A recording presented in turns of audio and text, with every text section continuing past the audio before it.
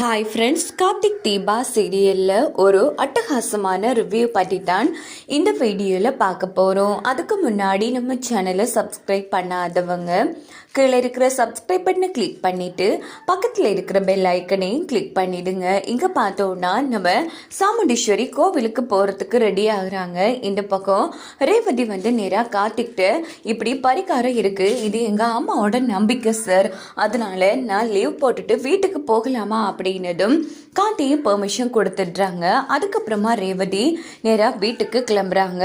So இது கேட்டதும் நம்ம கார்த்திக்கு சந்தேகமாக இருக்குது, ஏதோ தப்பாக இருக்கே அப்படின்னுட்டு நேராக மயிலுக்கு ஃபோன் போட்டு விளக்கமாக கேட்டதும் மயிலும் நேராக பரிகாரத்தை எப்படி சொல்கிறாங்க, இல்லைங்க இதில் வேற ஏதோ உள்நோக்கி இருக்கிற மாதிரி இருக்கு, இப்போ சந்திரா அத்தை வேற வந்திருக்காங்கன்னு சொல்றீங்க, கண்டிப்பா இந்த திட்டம் அவங்க போட்டு கொடுத்ததா கூட இருக்கலாம், சரி நான் பார்த்துக்கிறேன் அப்படின்னுட்டு கார்த்தி ஃபோனை வச்சதும் என்ன ஆச்சு மாப்பிள்ள அப்படின்னு ராஜராஜன் மயில் கிட்ட கேட்குறாங்க. இல்லை மாமா, நமக்கு வர சந்தேகம் தான் நம்ம சகலைக்கும் வந்திருக்கு, ஸோ அவர் பார்த்துக்கிறேன்னு சொல்லியிருக்காரு அப்படின்னது எப்படியோ இதில் எந்த ஒரு விஷயமும் தப்பாக நடக்காமல் போனால் சரிதான் அப்படின்னுட்டு ராஜராஜன் கிளம்புறாங்க.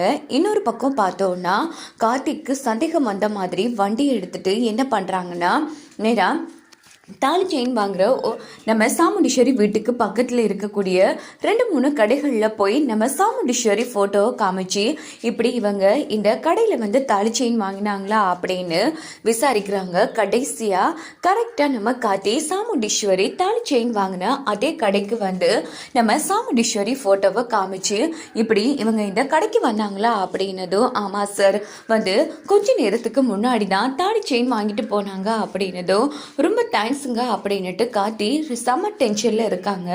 அப்படின்னா கண்டிப்பா ஏதோ ஒரு திட்டம் போட்டு ரேவதி கழுத்துல தாலி கட்ட வைக்கிறதுக்கு தான் அதை இப்படி ஒரு நாடகம் போடுறாங்கிற மாதிரி காட்டி அந்த இடத்துல புரிஞ்சுக்கிறாங்க. அதுக்கப்புறமா பார்த்தோம்னா இந்த பக்கம் நம்ம கார்த்தியோட ஃப்ரெண்ட் ராஜா இருக்காங்க இல்லையா, அவங்க கார்த்திக்கு ஃபோன் அடிக்கிறாங்க. மாப்பிள்ள, ஒரு முக்கியமான விஷயம் சொல்ல மறந்துட்டேன், உங்க அத்தை நான் போற வழியில பார்க்கும்போது ஏதோ கல்யாண மாலை வாங்கிட்டு இருந்தாங்க, அதுவும் ஒன்று தான் அப்படின்னதும் என்னடா சொல்கிற, ஆமாம் மாப்பிள்ள நான் அப்போவே உங்ககிட்ட சொல்லலான்னு இருந்தேன் மறந்துட்டேன் அப்படின்னதும் சரி விடு நான் பார்த்துக்கிறேன் அப்படின்னுட்டு காட்டி ஃபோனை வச்சுட்டு ஸோ கெஸ் பண்ணிடுறாங்க. அவங்க ஒரு மாலையும் இங்கால தாலி செயினும் வாங்கிக்கிறத பார்த்தா அப்படின்னா கண்டிப்பாக அந்த மரத்து கையால் நம்ம ரேவதி கழுத்தில் ரேவதிக்கு தெரியாமலே மாலை போட போகிறாங்க, அதுவும் மாலைக்குள்ளே தாலி செயினை வச்சு தான் போட போகிறாங்க போல் இருக்கு அப்படின்னுட்டு உடனே காட்டி என்ன பண்ணுறாங்கன்னா நேரா ராஜராஜனுக்கு ஃபோன் போட்டு நம்ம சாமுண்டீஸ்வரி திட்டத்தை சொல்கிறாங்க. அவங்களோட நோக்கமே எப்படியாச்சும் ரேவதிக்கே தெரியாம ரேவதி கழுத்துல தாலி கட்ட வைக்கிறதா அத்தையோட பிளானே மாமா அப்படின்னதும் இது கேட்ட ராஜராஜன் அதிர்ச்சி ஆறாங்க. எதை வச்சு மாப்பிள்ள சொல்றீங்க அப்படின்னதும் அத்தை இன்னைக்கு காலையில ஒரு தாலி செயின் வாங்கினதும் இல்லாம ஒரு பூமாலையும் வாங்கியிருக்காங்க மாமா, அந்த பூமாலையில தான் அந்த தாலி செயினை கட்டி மறைச்சு வச்சிருக்காங்க, ஸோ இப்படி கல்யாணம் அதுன்னு சொன்னா ரேவதி சம்மதிக்க மாட்டான்னு பரிகாரங்கிற பேர்ல ரேவதிக்கு தெரியாமலே ரேவதியை ஏமாத்தி தாலி கட்ட பிளான் பண்ணி இருக்காங்க அப்படின்னதும் இது கேட்ட ராஜராஜனுக்கு கோபம் பொங்கி வருது.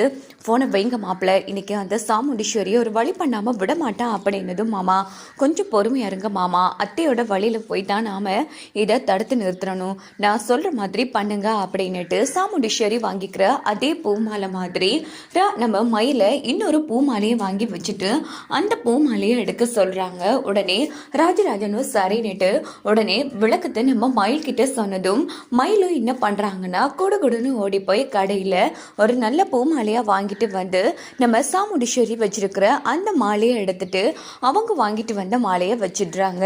அதுக்கப்புறமா ரேவதி வந்ததோ ரெடி ஆயிட்டு சரி நாங்க கோவிலுக்கு கிளம்புறோம் வாங்க போகலாம் அப்படின்னதும் சரி சாமுண்டீஸ்வரி என் பொண்ணுக்கு போட போகிற மாலையை என்கிட்ட கொடு நான் கொண்டு வரேன் அப்படின்னதும் என் பொண்ணுக்காக பார்த்து பண்ண போகிற பரிகாரம் இது, அதனால யாரும் இதை கொண்டு வர வேணாம் நானே கொண்டு வரேன் அப்படின்னது. என்ன அத்தை, சரி அட்லீஸ்ட் எங்கிட்டையாச்சும் கொடுங்கத்த, உங்களுக்கு எதுக்கு சிரமம் அப்படின்னு மயில் சொன்னதும் நான் தான் சொல்கிறேன்ல இது என் பொண்ணுக்காக நான் கஷ்டப்பட்டு வாங்கின மாலை, அதனால நானே கொண்டு வரேன், லேட் ஆகிடுச்சு கிளம்பலாம் அப்படின்னுட்டு எல்லாருமே கிளம்பி கோவிலுக்கு வராங்க. அங்கே பார்த்தோன்னா இந்த பக்கம் நம்ம சந்திரா வந்து அக்கா நீ எதை பற்றி யோசிக்காதக்கா, இந்த கடைசி நொடி வரைக்கும் அவனை காண இல்லை, அதனால கண்டிப்பா நாம போட்ட திட்டம் தான் நடக்கும்.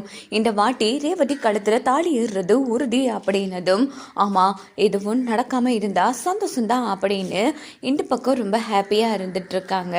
இன்னொரு பக்கம் பார்த்தோம்னா பிரியாவை தான் காமிக்கிறாங்க. எதுக்கும் நம்ம நடந்த விஷயத்த ஃபோன் போட்டு மேடம் கிட்ட சொல்லலாம் அப்படின்னுட்டு பிரியா வந்து சாமுண்டீஸ்வரிக்கு ஃபோன் பண்ணிட்டு இருக்காங்க.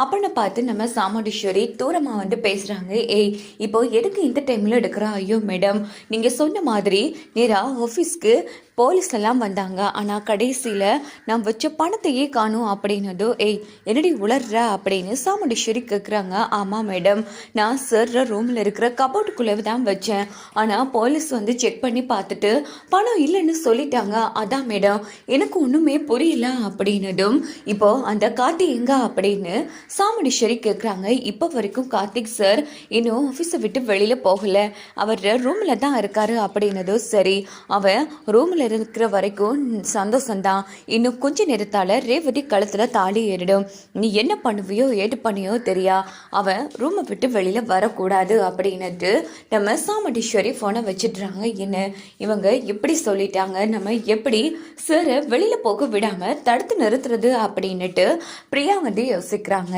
இங்க பார்த்தோம்னா நேரா ஐயர் வந்து மந்திரம்லாம் சொல்லிட்டு சரி இந்த பையனை அந்த பொண்ணு கழுத்துல மாலையை போட சொல்லுங்க அப்படின்னதும் உடனே மயில் வந்து அத்தை நல்லா யோசிச்சு தான் இதெல்லாம் பண்ணுறீங்களா அப்படின்னதும் மாப்பிள்ளை உங்கள் பிரச்சனை தான் என்ன, என் பொண்ணு வாழ்க்கை நல்லபடியாக அமையணும், அதுக்கான பரிகாரம் தான் இது, கொஞ்சம் அமைதியாக இருக்கீங்களா, அபசகுணமாக பேசாமா அப்படின்னதும் உடனே மயில் வந்து சிரிக்கிறாங்க. அதுக்கப்புறமா பார்த்தோன்னா சாமுண்டீஸ்வரி மருது கையில் மாலையை கொடுத்து மாப்பிள்ளை ரேவதி கழுத்தில் மாலையை போடுங்க அப்படின்னதும் மருதும் நேராக ரேவதி கழுத்தில் மாலையை போட்டு முடிச்சிடுறாங்க.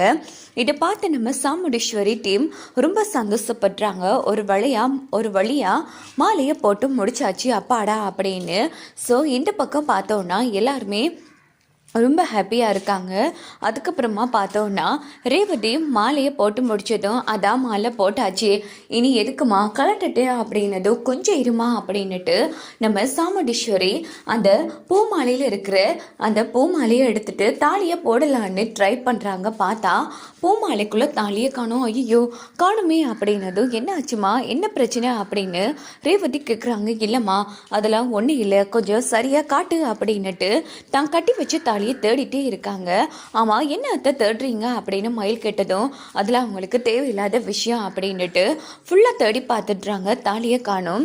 உடனே சந்திரகலா வந்து என்ன ஆச்சுக்கா அப்படின்னதும் ஏய் இந்த மாலையில தானடி தாலியை மறைச்சு வச்சோம், ஆனா தாலியை காணும் சந்திரா அப்படின்னதும் என்னக்கா சொல்ற?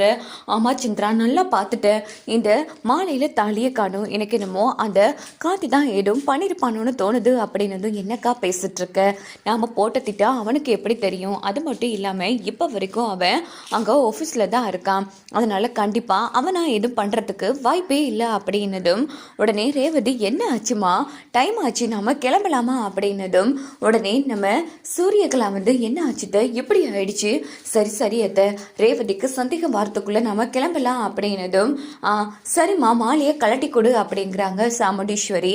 ரேவதியும் மாலையை கலட்டி கொடுத்துட்டு எல்லாரும் கிளம்பி நேராக வீட்டுக்கு வந்துடுறாங்க. அங்கே பார்த்தோன்னா நம்ம ராஜராஜனும் மயிலும் நடந்த விஷயத்த கார்த்திக்கிட்ட ஃபோன் போட்டு சொன்னதும் கார்த்திக் ரொம்ப சந்தோஷப்படுறாங்க. இந்த பக்கம் நேராக சாமுண்டீஸ்வரிக்கு கார்த்திக் ஃபோன் அடிக்கிறாங்க.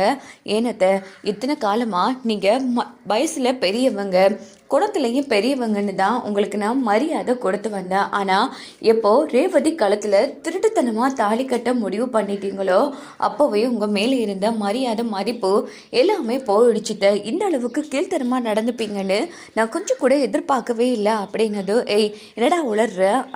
திருட்டுத்தனமா எப்படியோ ரேவதிக்கே தெரியாம அவ களத்துல தாலி ஏறணும்னு தானே பரிகாரங்கிற பேர்ல ரேவதிய கோவிலுக்கு கூட்டிட்டு போனீங்க. இப்பவும் சொல்றேன், நான் இருக்கிற வரைக்கும் என் பொண்டாட்டி ரேவதிய யாருக்காகவும் நான் விட்டு கொடுக்க மாட்டேன். மறுபடியும் சொல்றத இந்த மாதிரிக்கு கீழ்த்தரமான வேலைகள் எல்லாம் பார்த்தீங்கன்னா நான் ஏன் ஆட்டத்தான் ஆரம்பிக்க வேண்டியதா இருக்கும் அப்படின்னுட்டு கார்த்தி போனை வச்சதும் சாமுண்டீஸ்வரி ஆடி போய் நிற்கிறாங்க. ஸோ சூரியகலா சந்திரகலா மருதெல்லாம் வந்து என்ன ஆச்சு அப்படின்னதும் அவ என்கிட்டயே இப்படி பேசுகிறா? நான் தான் சொன்னேன்ல சந்திரா, அவள் அங்கே இருந்தே இங்கே வந்து பிளான் பண்ணி இப்படி தாலி ஏற விடாமல் பண்ணிட்டான் அப்படின்னதும் சரிக்கா, அப்படின்னா நம்ம வாங்கின தாலியும் மாலையும் எங்க அப்படின்னதும் உடனே அந்த இடத்துல எனக்கும் அதான் ஒன்றுமே புரியல. இந்த பாட்டியும் இப்படி சொதப்பிடிச்சே, நான் எப்படி தான் என் பொண்ணுக்கு கல்யாணம் பண்ணி வைப்பேங்கிற மாதிரி சாமுண்டீஸ்வரி செம கடுப்பில் இருக்காங்க. ஸோ கடைசி சீன்லேயாச்சும் நம்ம அபிராமி ஆவியையோ இல்லை தீபா ஆவியையோ கொண்டு வந்தால் ரொம்ப நல்லாயிருக்கும். ஸோ இவங்க மூலமாக தான் நம்ம ரேவதி கார்த்திக் வந்து சேரணும்.